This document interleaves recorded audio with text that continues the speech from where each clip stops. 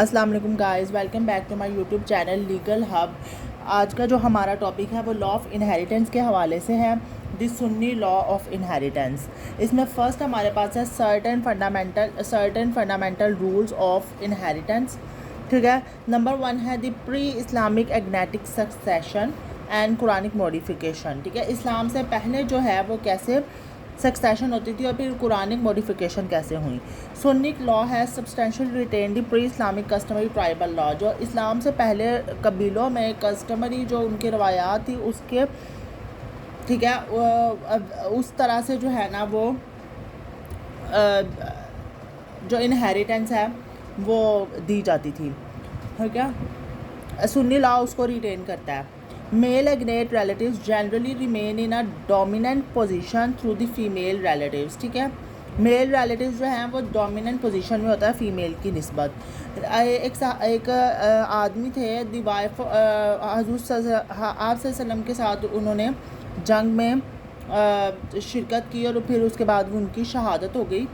तो उसकी वाइफ थी साद बिन अल रबी की, वो आपसे सल्लम के पास आई अपनी 2 बेटियों के साथ। उन्होंने कहा, o prophet, there were the 2 daughters of Saad bin al Rabi, their father died a martyr's death beside you in a battle. ठीक है, जंग में वो आपके साथ लड़ते हुए शहीद हो गए, but their uncle has taken साज एस्टेट, लेकिन उसके अंकल ने उसकी जायदाद ले ली।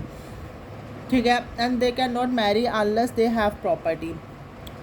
After this Divers of inheritance was revealed and इसके बाद इनहेरिटेंस रिवील हुई and the profit send for the uncle and आप सल्लम ने उसको बोला उसके अंकल को कि जो तुम जो दो बेटियां हैं उसको 2/3 हिस्सा दो। ठीक है, और जो उसकी बीवी है उस जायदाद का, और जो वाइफ है यानी कि उन बच्चों की माँ है उसको 8वां हिस्सा, और उसके बाद बाकी जो बचता है वो तुम रख लो। ठीक है, उसके बाद the classes of second principle में आ जाता है the classes of male agnates. All male agnates are divided into classes in order of priority. Order of priority की बेस पर डिवाइड किए जाते हैं। नंबर 1 इज बेटा और उसके descendant, how low so ever. Father और उसके ascendants, how high so ever.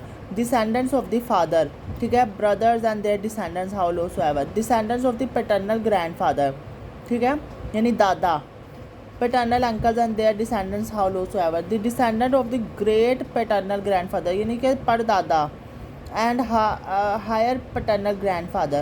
Any member of a higher class totally excludes any member of a lower. higher class के member जो हैं वो कोई भी वो totally exclude कर देते हैं lower class के member को।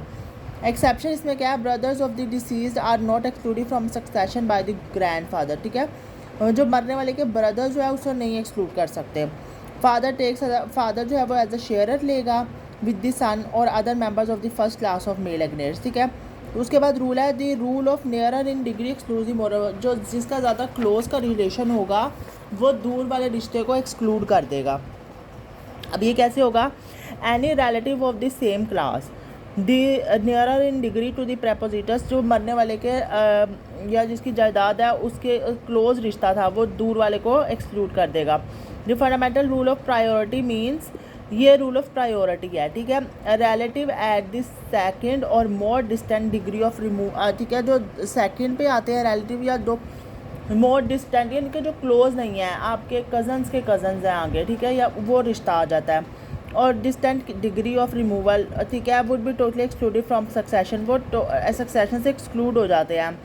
Not only by the relative हुम ही इज़ डायरेक्टली कनेक्टेड, उनसे नहीं, जो जिनसे डायरेक्ट रिश्ता है उन वो नहीं एक्सक्लूड होते, but by any nearer relative of the same class.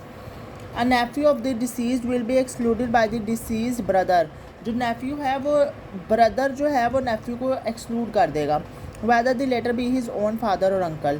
a son ये बेटे का बेटा इज एक्सक्लूडेड बाय सन, वो सन उसे एक्सक्लूड कर देगा, whether he be his own father और uncle. नंबर डी पे आ जाता है the rule of priority of blood tie. Relatives of full blood are preferred over relatives of half blood. ठीक है, यानी कि वो जैसे कि अगर आपकी माँ और बाप दोनों सेम हैं, ठीक है, एक बच्चे हैं उनके माँ बाप हैं, ठीक है, वो एक ही माँ बाप से हैं तो ठीक है वो फुल ब्लड रिलेटिव्स हैं। लेकिन अगर माँ और है बाप सेम है तो वो हाफ ब्लड हो जाएंगे। Among the male agnates collaterals in the same degree of relationship. अब इसके अंदर हमारे पास यहाँ पे आ जाता है कि relatives are divided into 3 categories. कैसे 3 कैटेगरीज में डिवाइड होते हैं? Full, कॉन्जैंग्विन, uterine. फुल में आ जाते हैं रिलेटिव्स ऑफ फुल ब्लड, और relatives are those whose parents are the same, जिनके पेरेंट्स सेम होंगे। कॉन्जैंग्विन में are those whose father is the same but mothers are different, mother different थी तो वो कॉन्जैंग्विन हो जाएंगे। और यूट्राइन है कि वो रिलेटिव जिनकी मदर सेम है और फादर डिफरेंट है, ठीक है। among egnate relatives of the same class and same degree, full relatives have priority over the consanguine, full relatives को priority है consanguine के ऊपर, ठीक है। male descendants of full relatives have priority over the male descendants of consanguine relatives, यानी कि फिर उसके बाद इन relatives के males को full priority होती है इन relatives के females male descendants पे, ठीक है। the principle of तासीब क्या है? among agnatic hairs of the deceased, ठीक है, male converts the female in same degree of relationship into a residuary, female को रेजिडुअरी में क्लास में शिफ्ट कर देते हैं। Regardless of fact that such female has been assigned a Quranic share, चाहे वो कुरानिक शेयर भी हो। This is known as principle of तासीब। A son converts his sister, उसने सिस्टर को किस में कर दिया? डॉटर में, हु जो कि रेजिडुअरी थी, and takes double the portion, खुद डबल ले लिया पोर्शन, ठीक है। उसके बाद क्या है?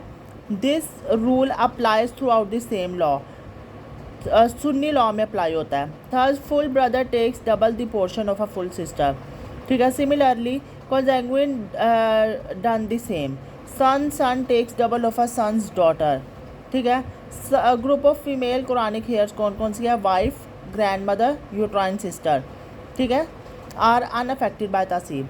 तो ये जो था वो आज का हमारा टॉपिक था। इंशाल्लाह कल हम इसके नेक्स्ट जो है वो पॉइंट्स पढ़ेंगे। मुझे उम्मीद है कि आपको समझ आई होगी। इसके अलावा आप चैनल को सब्सक्राइब कर लें ताकि आपको हर आने वाली वीडियो टाइमली मिल सके। Thank you so much.